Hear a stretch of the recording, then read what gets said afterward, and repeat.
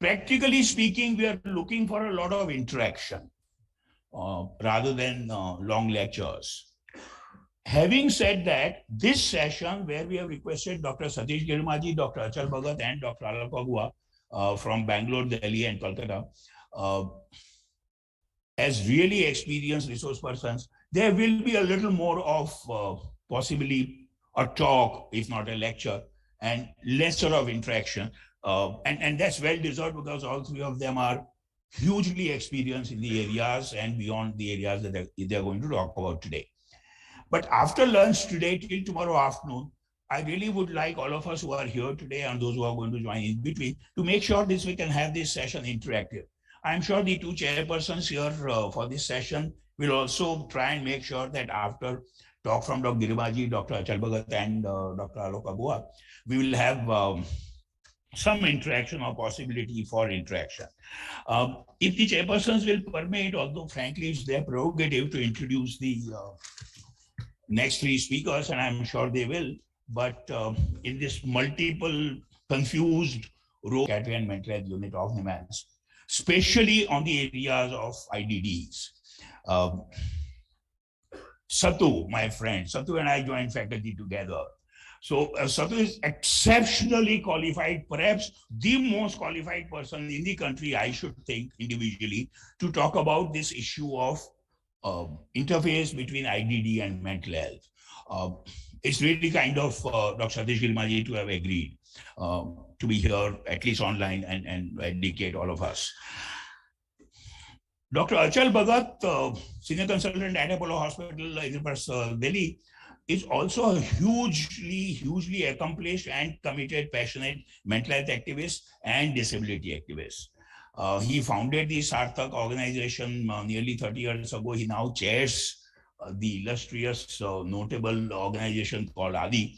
And Achal is, again, I think, for the interface between clinical mental health and disability, I really can't think of anybody but Achal Bhagat who can educate us and give us some direction about what we are looking for these 2 days. I hope Dr. Achal Bhagat is also online. Achal is a bit younger than Satish Girmaji and I, but Achal and I have had the good fortune of working together on many committees and groups, and we do see each other as good friends. I'm sure Achal is going to bring richness that you will find very exciting on intersectionality of issues for mental illness and disability. And Dr. Alok Agua, many of us here would know about, if you haven't already heard her. Dr. Alok Agua was the first chairperson of the National Trust when it was formulated in 2000. And as Dr. Manish Abraham, we were chatting, Dr. Alok Agua represented India along with perhaps one or two other people, but single-handedly, I think, on the UNCRPD drafting committee at the New York headquarters. And Dr. Alok Agua, I have known for the last few years, is an exceptionally erudite, passionate rehabilitation professional, advocate, activist, policymaker, and the list can go on. So, ladies and gentlemen, I'll request the chairpersons now, again in that confused multiple role of being the organizer and panelists here and whatever, to take on. But be sure, Dr. Satish Girmaji, Dr. Achal Bhagat, and Dr. Alok Agua is a galaxy that I don't think we will find anytime soon again. And I'm really individually and on behalf of the Organizing Committee very grateful to all three of them. And of course, Madam Pranjal, D.M. Shadra, and my colleague, Professor Shruti Srivastav, to be here to chair. Please.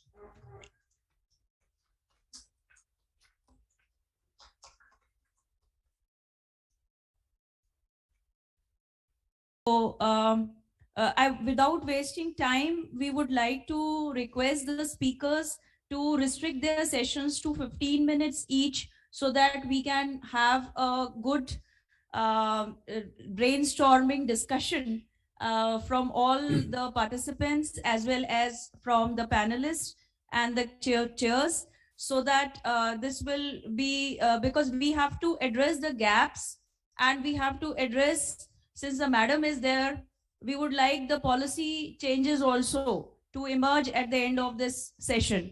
So I would request the speakers who are renowned, very much renowned in their own field, to restrict their presentations to 15 minutes each.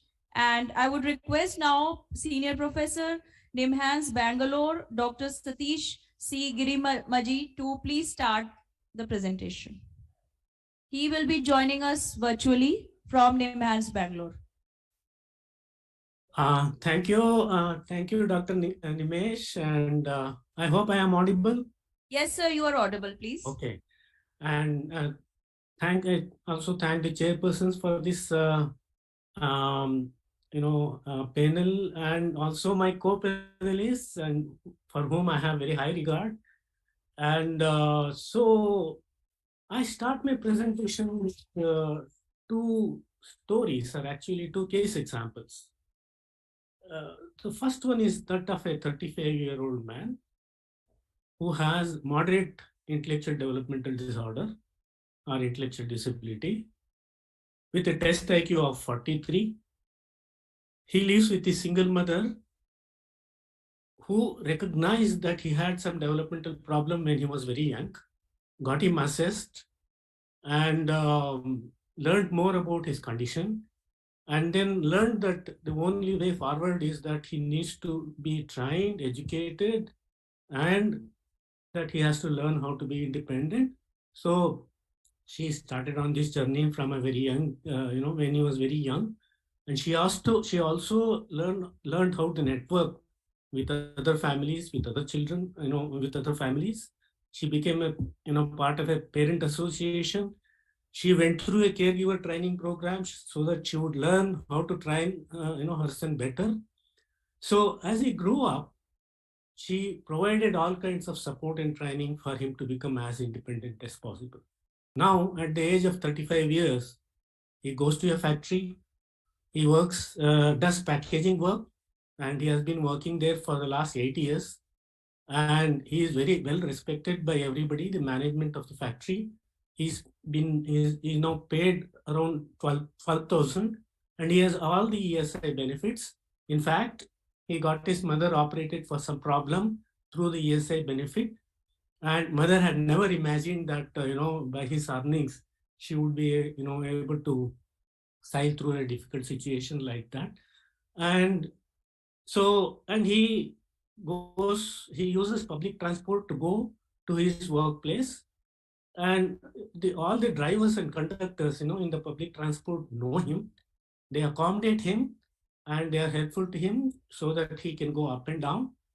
And in the weekends, he has learned how to sing bhajans. He goes to the nearby temple and then he sings there, and people like him, and he also likes going. People also who come to the temple like him singing bhajans. So this is the first case. Of course, he has some limitations. He cannot handle money. He gives the whole money to his mother, who handles on his behalf. And then you put him in an unfamiliar surrounding or a place, he has really a great difficulty in finding his way around and managing the situation. But on a day-to-day situation, in a day-to-day living, he is able to manage most of his things. Let me come to the second example. This is a 22-year-old young man, mild intellectual disability, with a test IQ of 66, and who also has features of hyperactivity, impulsivity, features suggestive of attention deficit hyperactivity disorder from a very young age. And his parents have been very, very behind him, so that he would study well. He would at least, and they have very high expectations on him. They have always had difficulty in accepting his limitations in his intellectual functioning and his ability to learn. And they have been pushing him so that he would at least do graduation. This boy, what happened initially, he went to the school, he learned something, and he started hitting his school. He developed very severe school refusal and he dropped out. So now for the last few years, he has not been going to school. He has been at home most of the time. And he also, parents have been very, overprotective, over-involved, and, permissive, and with very inconsistent disciplining from the very young age. They have been, pampering him, and then, so that problem has been there in parenting. So now what has happened in the last few years, he has become very demanding, very stubborn, wants his way all the time. And if his demands are not met, he threatens aggression, sometimes indulges in aggression and violence, and somehow sees that his demands are met. He spends most of the time, on his tab, watching YouTubes, sometimes ordering food that he likes, and then he has now become quite obese. Sometimes he goes to the father's shop, he sits there for a few minutes, and then he starts interfering with the work there, and then it's become a headache for everybody whenever he goes to the. So now family, after so many years, initially they never sought any kind of help except for, first one or two assessments. But now they find it extremely difficult to handle. And he hardly does anything that is useful throughout the day. So this is the second example. To summarize, the first one, though he has moderate IDD, he enjoys very good mental health, he is productive, he is a useful member of the society, and then he and his family are quite happy with each other. Whereas you look at the second one, he has lesser degree of intellectual impairment, lesser degree of intellectual disability. He is actually IQ of 66, but he is so disabled and his family is so troubled, they are almost burnt out. So you can see the contrast between these two cases, and that becomes the focus that I use to make some points. So what are the things that we learn from these two examples? First is that severity of intellectual impairment is a poor predictor of disability. There may be somebody who has moderate intellectual impairment, but he may have, so the correlation between severity of intellectual impairment and the disability is modest at the most. Of course, it has some contribution to the severity of disability, extent of disability, but its contribution is modest. So what else is contributing to the disability? It is the personal and psychosocial factors. And that is where a new vista opens up. That's where a new story begins. This is the area of, family support, opportunities for training, accessibility to services, environmental support, proper identification and treatment of comorbid disorders, so on and so forth. When these things are in place and they happen, you see that there is a good outcome, there is minimization of disability. Otherwise, you can see that disability tends to get amplified so much. So the next lesson that we learn about IDD from that onwards is that there are two facets of intellectual disability or intellectual developmental disorder or disorder of intellectual development as it is called in ICD-11. One is that of disorder itself or impairment, which is the primary defining characteristic of the disorder.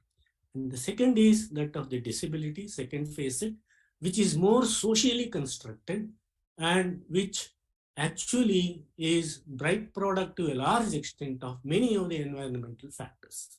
So the limitations, activity limitations, limitations in activities are what are called as the deficits in adaptive behavior have been now classified into three categories. That is deficits in practical skills, social skills, and in conceptual skills. If time permits, I think we can discuss these things about the types of skills that are deficient, and what can be done about them when we come for discussion.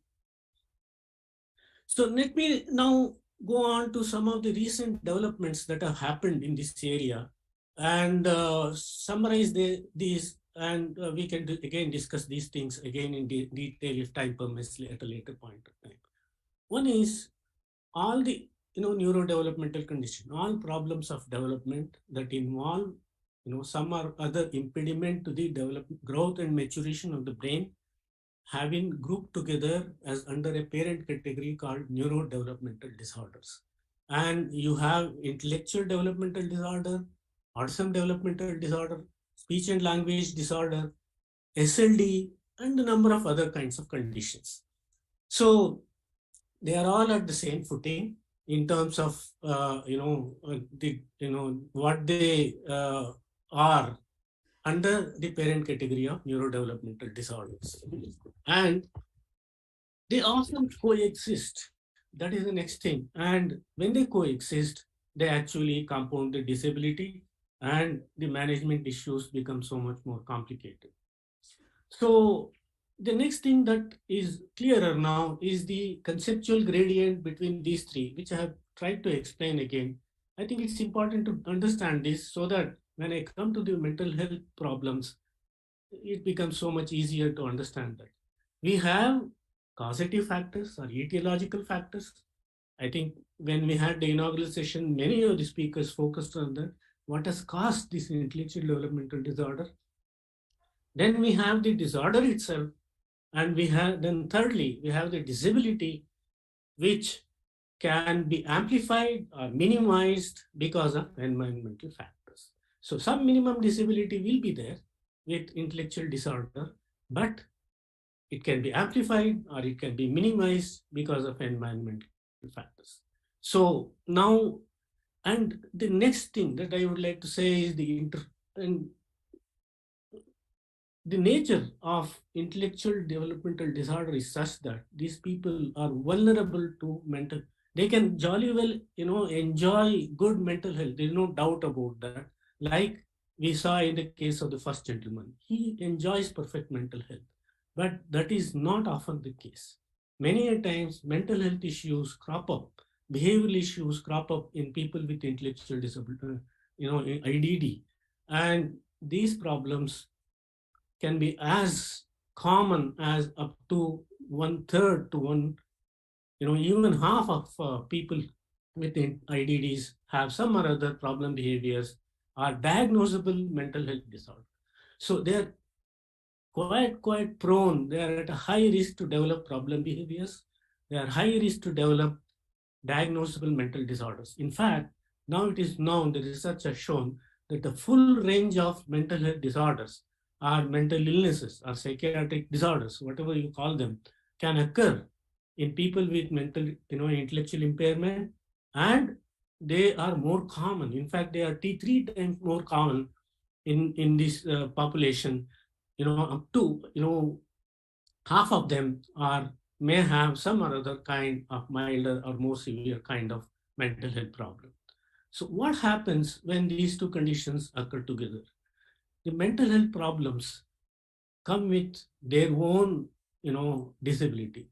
So when both the conditions come together, there is a big overlap in the kind of disabilities that each condition causes.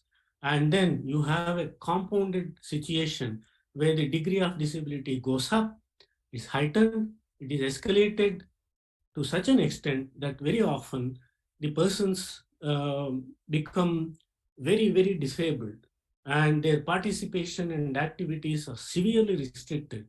And this is the group of families, and this is the group of people whose family members and carers are highly stressed, distressed, and many a times you see burnout in these families. If these conditions, but one thing we must remember, that is these mental health problems are recognizable, are treatable, though it's not easy to recognize mental health problems in people with IDDs because of a number of reasons. I'll just quote 2 reasons. One is diagnostic masking. That is, the manifestations of mental health problems that you see in people with average intelligence may not, be so visible in people with intellectual developmental disorder. So this is called as diagnostic masking. That is masking of the features of mental health problems because of the presence of intellectual disability. But there are ways to overcome this, block or barrier and go ahead. There's something called behavioral equivalence, which indicate the same psychopathology as you would expect in average, people with average intelligence. The second is a clinician error, a clinician's misconception that, of a misattribution of what is actually part of mental health disorder to that of intellectual developmental disorder itself. That is, if, for example, a child of 8 years is moving around a lot, not sitting in a place, pushing everything, pulling everything, अच्छा ये तो mentally retarded है, ये तो ID है, इसी के लिए ऐसे हो रहा है. That's not right. This is a separate problem. And if it has all the features that fulfills the criteria for ADHD, then ADHD should be diagnosed and treated. And when you do that, and this I think is a very important thing, a lesson for people, clinicians who care for people with intellectual developmental disorder, to identify comorbid mental problem and take prompt steps to see that it is treated, so that the person becomes the limitations which are imposed, the symptoms, not only symptoms come down, but also the disability that is associated. For example, children with IDD, with ADHD, have such a great difficulty sit in a class, listen, understand, even in highly facilitative classrooms. So but once their ADHD comes down, they will be able to kind of pay more attention and then progress in terms of their academic and social skills. So this is the second lesson. Then the third thing that I would like to point out is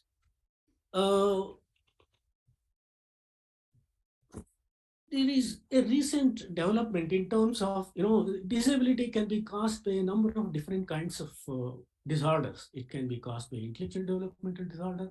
Mental health disorders also have their own activity limitations and disabilities. So where is the meeting point?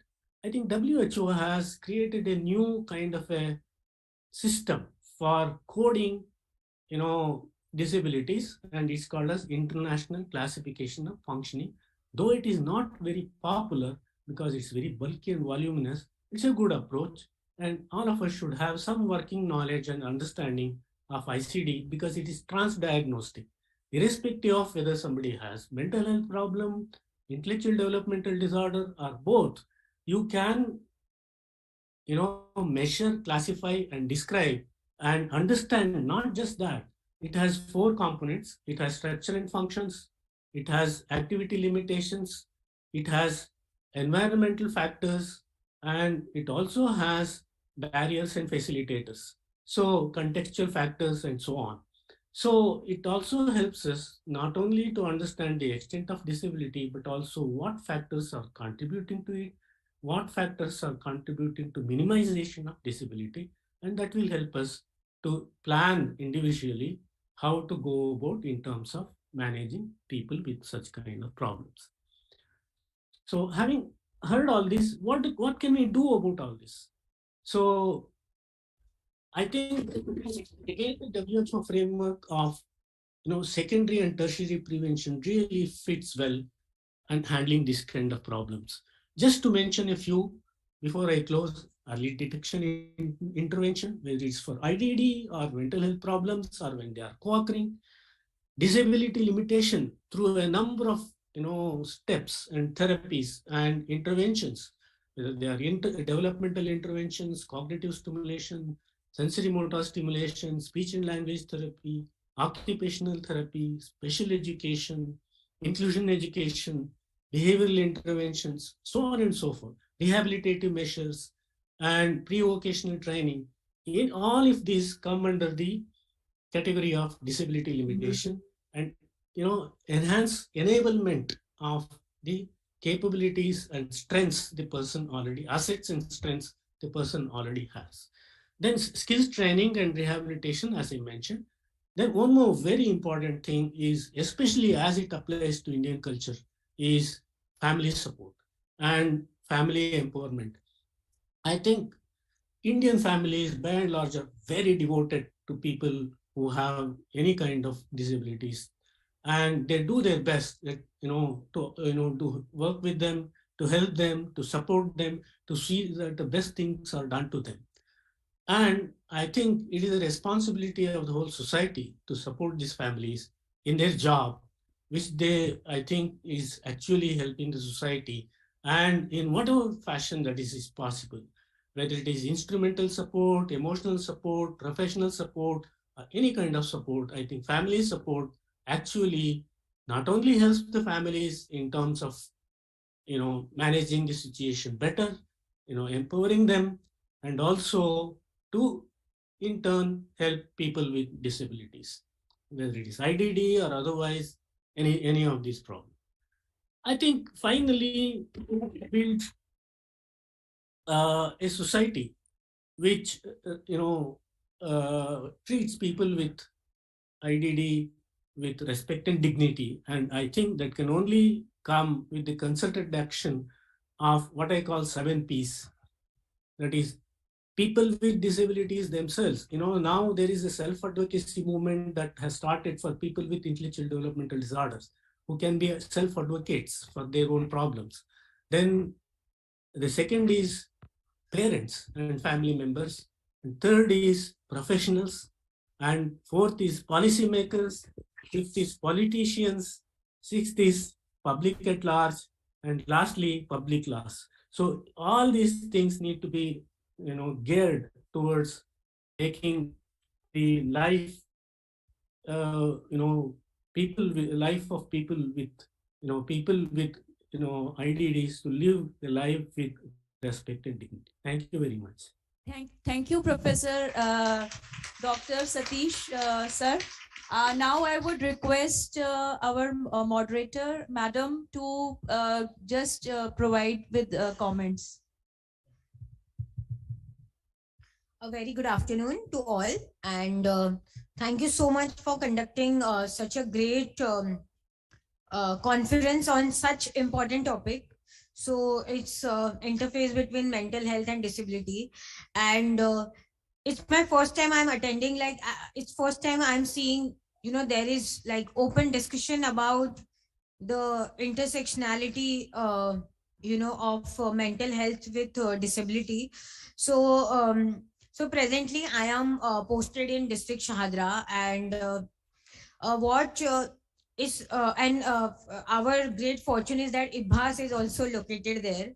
So there is a lot of discussion about mental health. We have like Delhi government, in every district we have recently started something called mobile mental health unit.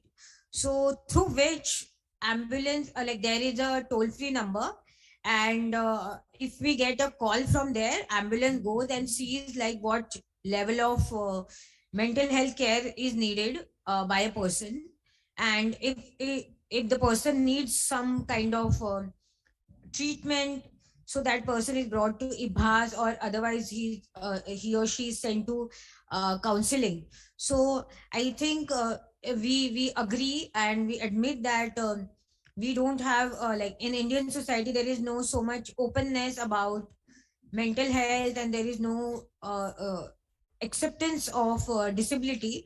But as more and more we have such kind of discussions, conferences, society will also open up towards its own reality, because reality is certainly not very positive. But if there is complete acceptance of reality, then certainly solutions will emerge. And today I really expect that out of all the presentations happening now and tomorrow also, some great solutions will come, because finally that's the future. And I really say all the best to all of you. Thank you. Our special friend and guest, Ma'am Pranjal Pratil, needs to leave because there must have been some gap again between us as organizers and her about the time. And our apologies for that. So one big round for our friend, please, before she leaves. Thank you.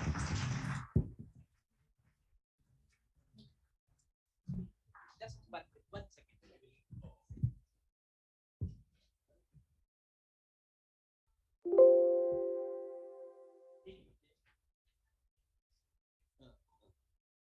I call upon Rupali.